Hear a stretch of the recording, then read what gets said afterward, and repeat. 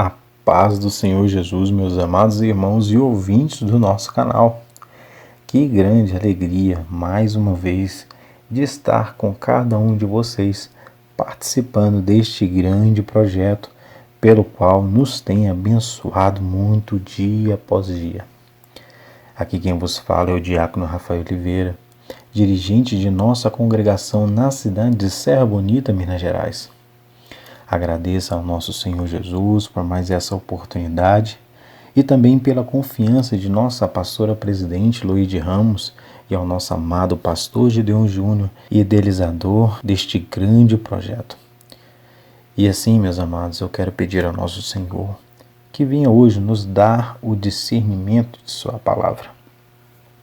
E agora, meus amados, iremos continuar o estudo do capítulo 25, a partir do versículo 13 ao 17, onde ele nos fala sobre peso e medidas justas. Moisés relembra a essa nova geração que o Senhor já havia dito em Levítico, no capítulo 19, no versículo 35 e 36, no qual a palavra nos diz assim: Não useis medidas desonestas. Quando medirem comprimento, peso ou quantidade, usem balanças de peso honestos, tanto para cereais quanto para líquidos. Eu sou o Senhor, o Deus de vocês, que os tirei da terra do Egito. E assim, meus amados, o nosso Senhor queria que nas transações comerciais era preciso que houvesse peso e medidas justas. Uma honestidade a toda prova era recomendada no tocante a todas as negociações comerciais, tanto quanto em todos os processos, como vimos em Deuteronômio, no capítulo 16, do versículo 18 ao 20. Os negociantes tinham uma bolsa onde havia pesos, que geralmente eram feitos de pedras e de metal, que eram usados para as transações, porém, alguns comerciantes mostravam-se desonestos porque tinham pesos bem calibrados e outros nem tanto, para que assim que pudessem enganar quem com eles negociasse. Geralmente, eles tinham 2 tamanhos de efa. Enganavam tanto os que dele comprassem, quanto o que para eles vendessem. Com efa maior, compravam, e com o efa menor vendiam. E vemos, meus queridos, em Amós, no capítulo 8, no versículo 5, que nos indica que esse tipo particular de desonestidade não era tão incomum assim entre os judeus. Nós vamos ver em Levítico, no capítulo 19, e também em Provérbios 11, 1, 16 e 21, e também em Malaquias, no capítulo 6, no versículo 11, vemos o desprazer do nosso Senhor diante aos negócios desonestos.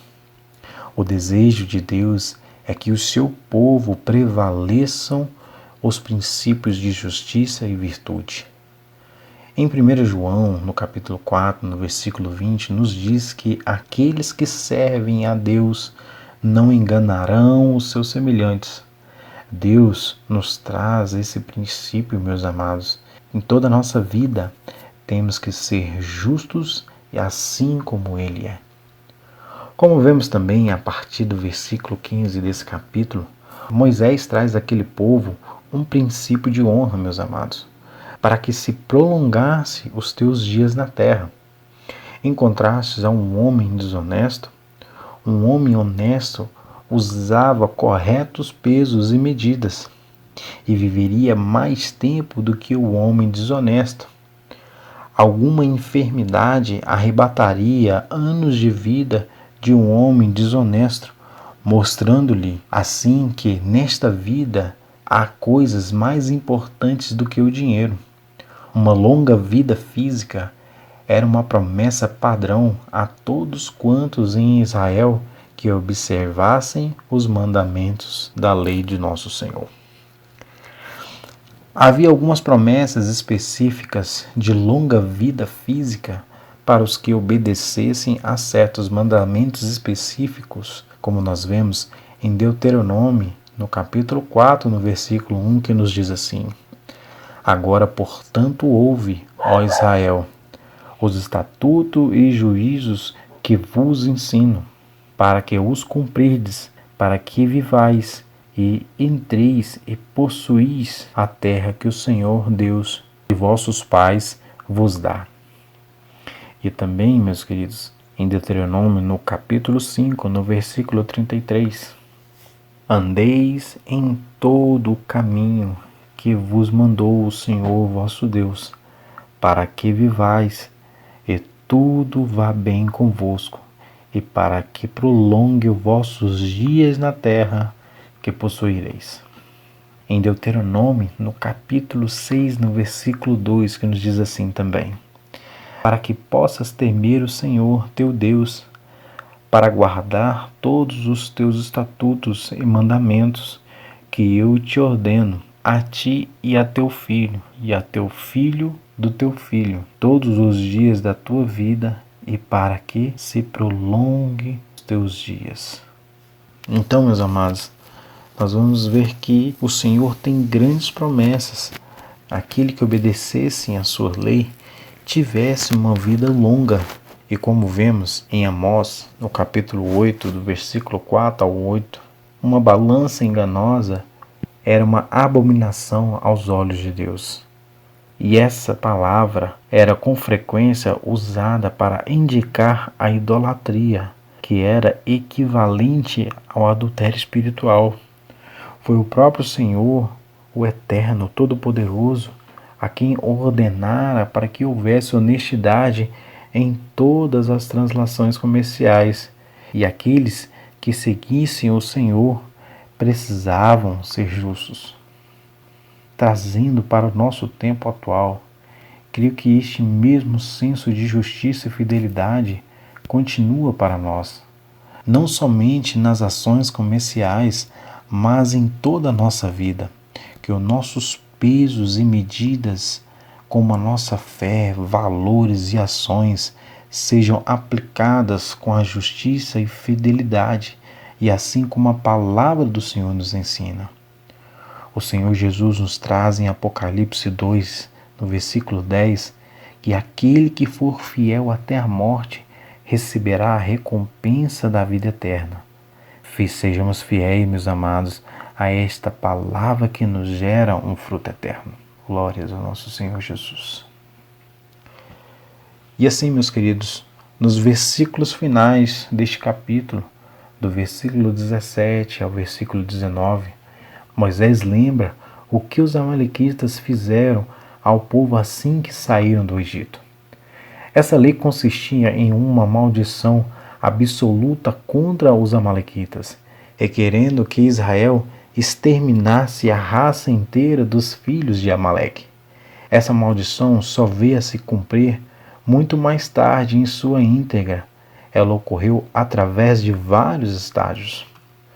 Podemos ver primeiramente por Josué em Êxodo, no capítulo 17, no versículo 14, por Baraque e Gideão, no livro de Juízes, no capítulo 5, no versículo 14, no capítulo 6, no versículo 3 e no capítulo 7, no versículo 12. Podemos ver também Saul e Samuel em 1 Samuel, no capítulo 15, por Davi em 1 Samuel, no capítulo 27, no versículo 8 e 9, e também no capítulo 30, no versículo 17. E também Simeonitas com o rei Ezequias. Em 1 Crônicas, no capítulo 4, no versículo 42 ao 43. E por fim, com a rainha Esther e o seu tio Mardoqueu, que exterminou os agagitas da casa de Amã, que por sinal quase acabou com todo o povo de Israel. Nós vemos, meus amados, somente 2 batalhas específicas contra os amalequitas que ficaram registradas no Pentateuco. Como nós vamos ver em Êxodo, no capítulo 17, no versículo 8 ao 16, e Números, no capítulo 14, do versículo 39 ao versículo 45.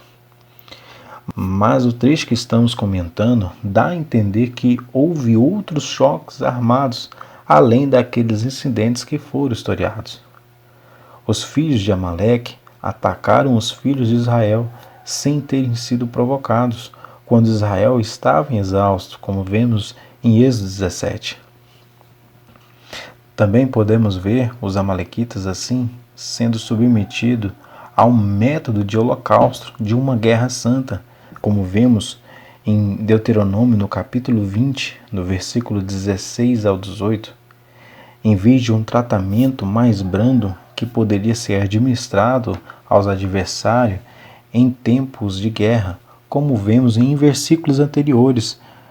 Mas o crime dos amalequitas foi especialmente porque eles atacaram sem terem sido provocados e tiraram a vantagem daqueles que compunham a retaguarda do acampamento de Israel, massacrando os enfermos e desfalecidos e cansados, que iam ficando para trás. Tendo, pois, massacrados, os amalequitas deveriam ser massacrados igualmente. Em vez de socorrerem os exaustos israelitas, eles apelaram para o massacre. Eles não temiam a Deus, e o temor ao Senhor era uma das qualidades espirituais básicas que toda a lei requeria ao povo de Israel, como vemos em Deuteronômio no capítulo 10, no versículo 12. E para terminar, meus amados, depois que tivesse ocorrido a conquista da terra prometida, como iremos ver em Josué, no capítulo 21, no versículo 23, então Israel descansaria de suas guerras. Porém, uma vez que eles pudessem descansar e tivessem juntado as forças necessárias para a tarefa, deveriam iniciar uma guerra sem trégua, sem misericórdia, contra os amalequitas, exterminando-os totalmente. Vimos no versículo 17 que Israel foi exortado a lembrar-se da crueldade dos amalequitas. E no versículo 19, os israelitas receberam a ordem para revidar contra os amalequitas conforme eles tinham feito, visto que os amalequitas não tinham mostrado misericórdia e agora não receberiam misericórdia. E assim, meus amados, terminamos este capítulo e continuaremos amanhã. E assim, agradeço novamente e fiquem todos com a paz do Senhor Jesus.